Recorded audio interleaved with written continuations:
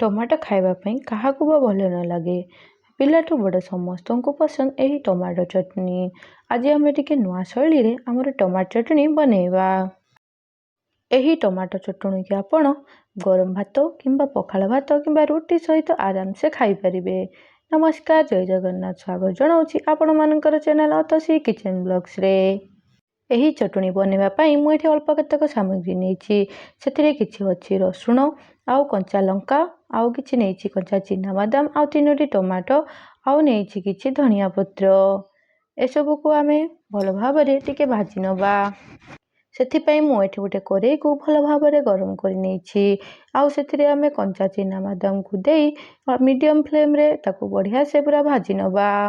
देखंतु बादाम एठी हमर पूरा बढ़िया से भाजी होई गलानी, फुटी जाईछि। देखंतु एसबु को एबे बाहर करि नबा। एबे सेथिरे आउ 3 चामच सोरिष तेल देई ताको आमे रसुण को भाजी नबा। रिफाइन तेल जमार भी नेबे नाही, जे हमर चटनी टी खाइबा पई भल लागिबो नाही। तेनु एठी हमर सोरिष तेल ही नेबे। देखंतु हमर रसुण मध्ये एठी पूरा भल से भाजी होई गलानी। एबे याको बाहर करि नबा। आउ काटिकी रखिथिबा कंचा लंका को देई ताको आमे भाजी नबा। कंचा लंका को भाजिला समय रे तार मझिरु टिके कट लगे नेबे, नहेले नाही आपण ऊपरे फुटिकी पड़िबो। कंचा लंका मध्ये हमर एठी पूरा बढ़िया से भाजी होई गलानी। एबे जो तेल हमर बळे जाईछि सेथिरे आमे सेही टमाटो 3टी को काटिकिना सेथिरे भाजी नबा। टमाटो को भाजीबा समय रे गैस रो फ्लेम को टिके हाई करिकी भाजीबा। आउ ताको जमारु भी कवर करिबा नाही। देखंतु टमाटो हमर एठी पूरा बढ़िया से सिझी आसिलानी आस्ते आस्ते। एबे याको एमे बाहर करि नबा। टमाटो हमर टिके खट्टा टमाटो नेबे, माने देसी टमाटो नेबे। आउ सेटा हमर चटनी टे बढ़िया लागिबो खाइबा पई। देखंतु हमर टमाटो पूरा भल से भाजी गलानी, आमे ताको एबे बाहर करि नउछे। एबे एसबु को रखिबा गोटे साइड रे।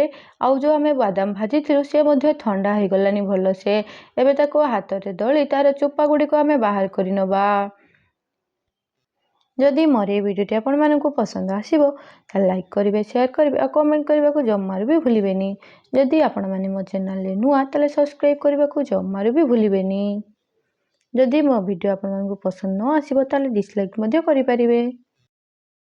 एबे एठी हमें बादाम रो चोपा गुडी को बाहर करि नेछु। एबे याको साइड करिबा। एबे नबा गुटे छेचा, सेथिरे से जो बादाम को हमें चोपा छडे की रखिथिलु सेथिरे देई दबा। आउ सेथिरे देई दबा अल्प गुजीरा। आउ जो लंका को भाजी की रखिथिलु ताकू मध्ये देई दबा। आउ जो लंका आमे रखिथिलु रसुण भाजी की ताकू मध्ये देई दबा। आउ किछि जो धनिया पत्र रखिथिलु ताकू मध्ये काटिकी सेथिरे देई ताकू भल्लो भाबरे छेचा छेची करि पकेबा। एही सब गोटा जिनस को छेचिकी आमे टुकड़ा टुकड़ा करि नेछे। एबे आमे जो भाजी की रखिथिलु टमाटो को सेथिरे देई दबा। आउ देईकी ताकू मध्ये जो अछि टिके टिके गुटा ताकू मध्ये मिसेई नबा। एही चटनी के आपण बनेला परे निश्चित आपण को बढ़िया लागिबो। आपण बारंबार बनेकी खाइबे। देखंतु एही हमर चटनी केते बढ़िया लागिबो। आपण निश्चित थरे बनांतु। आ आपणकर सांग मानक सहित रिलेटिव मानक सहित निश्चित शेयर करंतु। यही चटनी आपण थरे बनेला परे देखिबे बारंबार बनेकिना खाइबे।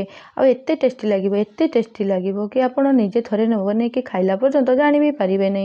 ए देखंतु हमर चटनी हमर केते बढ़िया से तमे ताकू कुटी छेची नै जाइछो।